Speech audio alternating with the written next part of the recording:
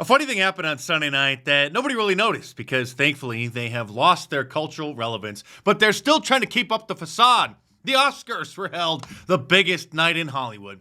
But there still are a lot of morons in our country, obviously, about half of the people that we have to live with.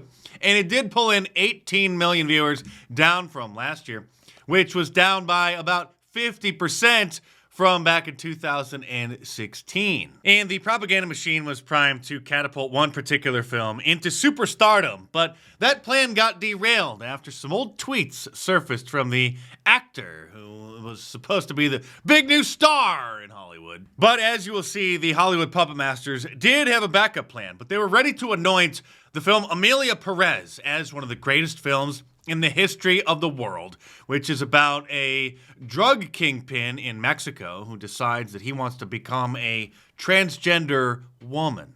But just a few days after the actor, who identifies as an actress, was nominated for all of the awards, then the old tweets surfaced, which violated the very core tenets of Hollywood. In fact, this individual was insulting St. George Floyd. And that immediately put an end to the Oscar buzz. In fact, the carbon-based life form that identifies as an actress was pulled from the Oscar marketing campaign. During protest over the police killing of George Floyd, Gascon called Floyd a drug addict swindler. In an exclusive interview with CNN and Español's Juan Carlos Arciniegas, Gascon apologized and said she's not a racist. Creo que se me ha juzgado, se me ha condenado. I've been condemned and sacrificed and crucified and stoned, without a trial and with no option to defend myself, she said, tearfully adding that she felt the public made her out to be a terrible monster. No, you and your doctors already accomplished that. This film received a record number of Oscar nominations this year. In fact, an almost all-time high for any film in the history of Hollywood. And if those old tweets hadn't surfaced, and there are some supposedly Islamophobic ones as well, then this is what Hollywood would have crowned the best picture of the year. Hello, very nice to meet you. I'd like to know about sex change operation. I see. Men to woman, or woman to men. Man to woman. From penis to vagina. Okay, that's more than we needed to see, but the silver lining in this bizarro situation is the level of disappointment that Hollywood has, because this was supposed to be their crowning achievement. Few doubt the power of Gascon's performance. She plays a complex role, a cartel leader, both as a man and a woman. But now, many are asking how Netflix missed a huge landmine on its road to Oscar Gold. All that work and money was flushed down the toilet just a week ago. Now, Laura, Netflix has not publicly commented on this situation at all. I have reached out to them, have not heard back, but I do hear that Netflix is distancing themselves from Carla Sofia Gascon in an effort to salvage this awards campaign. Well, they weren't able to do that, but the Hollywood puppet masters did have a backup plan and then shifted their support to another film, which was perhaps even more toxic for the culture, for the mainstream media watching morons who guzzle this digital sewage. They heaped all their praise, best actress, best picture, best screenplay, best director too, I think. Basically the best of everything to a film called Honora, about a stripper who then marries one of her clients, which is basically just a cheap knockoff remake of Pretty Woman. And with the help of Variety, a Hollywood industry publication, they marketed the film saying that it makes Pretty Woman look like a Disney movie. Then during her acceptance speech for Best Actress, this creature, whose name isn't important and you shouldn't waste any brain cells remembering it, had this to say. Also, thank you to Kennedy Schneider. Thank you to our incredible consultants. I also just want to again recognize and honor the sex worker community. I will continue to support and be an ally.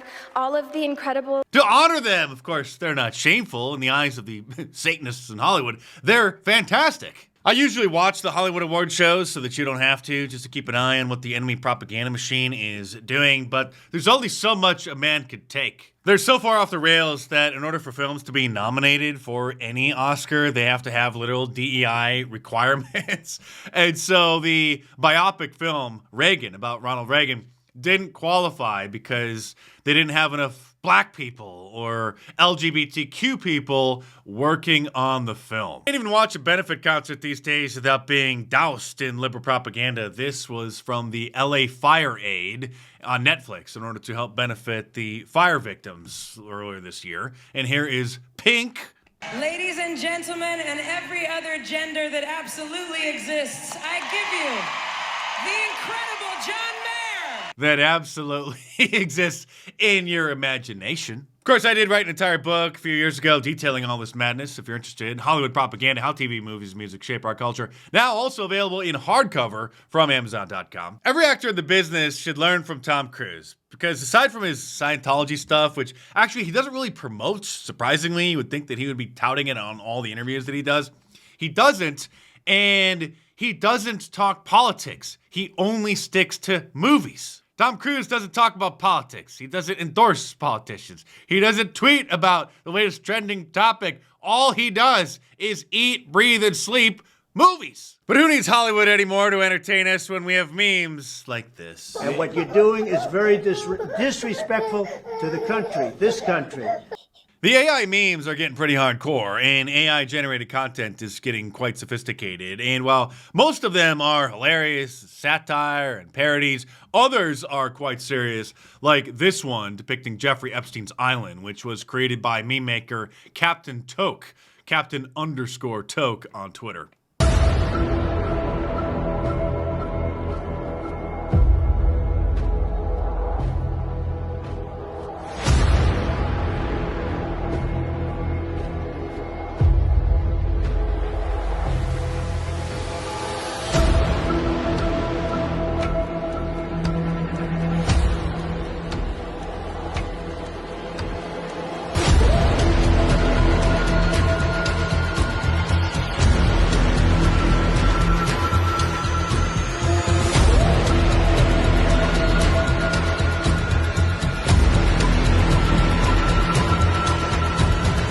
And now the head of the New York FBI, the guy who purportedly was the one who prevented all the Epstein documents from making their way to Pam Bondi, has been forced to resign. And here she is on Sean Hannity's show last night saying that a truckload of documents were delivered to her office and that she will supposedly be releasing, well, you'll see, some of them at some point. Which ones are never going to see the light of day? Well, if I have to tell you, then obviously you haven't been paying attention. So go check some of my previous videos from last week about this topic. And here is Sean Hannity setting her up to admit that, well, she's not going to release all of the files. The public has a right to know. Americans have a right to know. And that goes the same with the JFK files, JFK, RFK files, Martin MLK. Luther King. Yep, absolutely. Mm-hmm. What are the things that, and maybe some people don't understand the need to redact. In the case of a victim, that should be pretty obvious to people.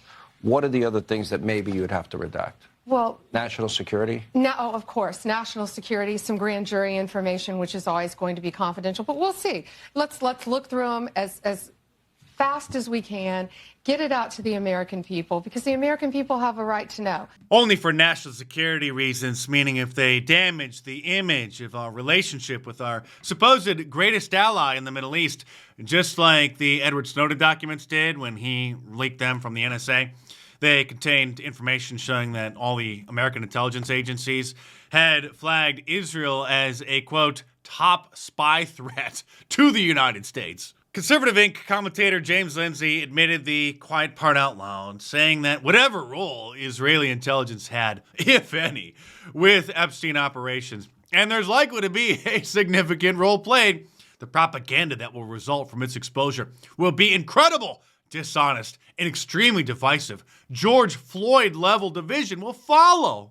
What he means is he doesn't believe the American people can handle the truth. Just like Pam Bondi and Kash Patel and Dan Bongino. I'm not going to rehash the old clips and repeat myself. Go check my previous videos about this issue and you can see for yourself. Subscribe to my channel if you're new here because you're obviously not going to find information and analysis like this from any of the brand name conservative commentators and certainly not on Fox News. And if you want to sponsor my channel, support my work, then join my locals community by clicking the link in the description below. It's $5 a month. It's a subscription-only blog. It's like a private Facebook page. And that's where I post a lot of the spicy content that definitely would cause problems here on YouTube. So head on over to markdice.locals.com or click the link in the description below and check it out.